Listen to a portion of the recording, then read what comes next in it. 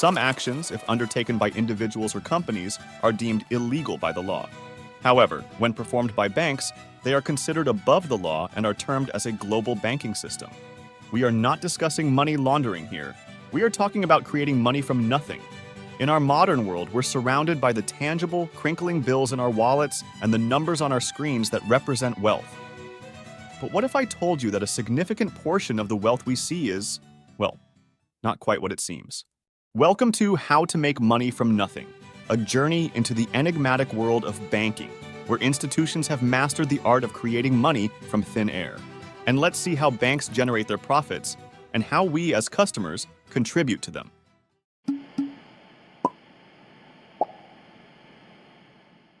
The story begins in the annals of history, where the concept of banking was born, a concept that would eventually lead to banks having the remarkable ability to create money, seemingly from nothing.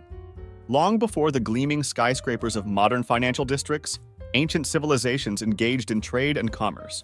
As they exchanged goods and services, they encountered a problem: how to store their wealth securely. Early on, people used various methods to store their wealth: clay jars filled with grains, precious metals, and other valuables. But these solutions had limitations. Imagine trying to buy a camel with a sack of grain. This led to the birth of a revolutionary idea: the concept of banking. Early bankers provided a secure place for people to store their valuables, like the goldsmiths who guarded precious metals like gold and silver in their vaults. But what truly transformed banking into the financial juggernaut we know today was the introduction of paper money. It allowed for the representation of wealth in a form that was more convenient for trade and exchange. The first paper banknotes were like certificates of value, redeemable for a specified amount of precious metal. They were a promise of real wealth held in reserve. But here's the thing: the gold that once backed those early banknotes is no longer the cornerstone of our monetary system. In fact, the vast majority of the money in the modern economy exists not as physical cash or gold, but as mere numbers in digital accounts. It's this transformation, from physical wealth to digital digits, that enables banks to perform their incredible feat of making money seemingly out of thin air. Now that we've glimpsed the historical origins of banking, it's time to peer into the inner workings of this financial phenomenon, where banks have the astonishing ability to create money. At the heart of this financial wizardry lies a concept known as fractional reserve banking. It's the secret sauce that allows banks to multiply money far beyond their physical reserves. Here's how it works. When you deposit money into your bank account, the bank doesn't just lock it away in a vault. Instead, they keep only a fraction of it, say 10%, as reserves. The rest of your money, the remaining 90%, becomes a financial catalyst. It's the fuel that powers the engine of lending and money creation. When someone comes along seeking a loan, a mortgage for a home perhaps, the bank doesn't reach into its vault to hand over stacks of cash. Instead, it digitally credits the borrower's account with the loan amount. And just like that, new money has been created. It's as simple as that. The borrower can now use these digital numbers to buy their dream home. But here's the truly mind-boggling part. The original money you deposited is still in your account. So, in essence, your deposit has been used to create new money without diminishing your own balance. This process of money multiplication can happen over and over again, with the same money being used to create more loans, more deposits, and more economic activity. It's a financial magic trick that keeps the wheels of our economy turning, driving everything from home purchases to business investments.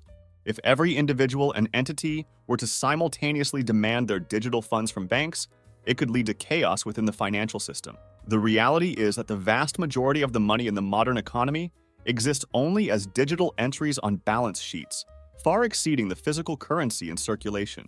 This system, built on trust and the assumption that not everyone will withdraw their funds at once, is what allows banks to function. But, as with any magic trick, there's more to the story than meets the eye. This system of fractional reserve banking isn't without its risks and consequences. Let's see how do modern banks really operate. At its essence, a bank is like a financial hub. It's where individuals, businesses, and governments deposit their money. When you deposit your paycheck or savings into a bank, you're essentially entrusting them with your wealth. The bank, in turn, promises to keep your money safe and readily accessible. But here's where it gets intriguing. While your money is safely tucked away, the bank also seeks opportunities to lend it out to those in need, borrowers like aspiring homeowners, entrepreneurs, and more. When a borrower approaches the bank for a loan, The bank assesses the request and, if approved, digitally credits the borrower's account with the loan amount. And just like that, new money is created. It's like the bank's keyboard has the power to conjure wealth into existence. This newly created money flows into the economy, fueling various activities. Home buyers purchase houses, businesses expand their operations, and entrepreneurs launch new ventures. The cycle continues as this new money eventually finds its way back into banks, as deposits from borrowers and other individuals. And so the process repeats, creating a cascade of economic activity that drives our financial system. It's a dynamic dance between lenders and borrowers, savers and spenders, all orchestrated by the banks. But stay, banks in many ways are the financial catalysts that keep the gears of our economy in motion. But as we delve deeper, we'll uncover the risks and complexities hidden beneath the surface. Imagine you're in a thriving city where businesses flourish, homes change hands, and entrepreneurs chase their dreams. In this bustling economy, banks play a pivotal role by providing the financial fuel for growth and prosperity. Take, for example, Jane, a small business owner with a dream of expanding her bakery. She approaches her local bank for a loan to open a second location. After reviewing her business plan and financials, the bank decides to grant her a loan of $100,000. Here's where the magic happens. The moment Jane's loan is approved, the bank digitally credits her account with the loan amount. Jane can now use this digital money to lease a new storefront, buy equipment, and hire employees. Her bakery thrives, and her dream becomes a reality. The story repeats itself in countless ways. Entrepreneurs launching startups, students pursuing education, and families securing their futures. All thanks to the creation of money by banks. But let's not forget that this system, while enabling dreams, also carries significant responsibilities and risks. Our modern global economy relies on the intricate dance of lenders and borrowers, where banks are the conductors of this financial orchestra. But this power comes with a delicate balance, one that hinges on trust, responsibility, and prudent management.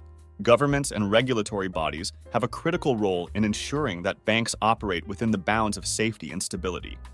The history of banking also bears witness to moments when this balance was disrupted, resulting in financial crises and market volatility.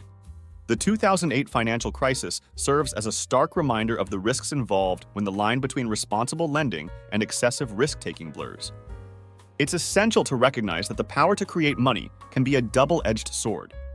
While it drives economic growth, it can also fuel unsustainable bubbles and financial instability. And keep in mind, debt is a silent thief that steals from your future. Like and share the video to spread knowledge. Thanks for watching!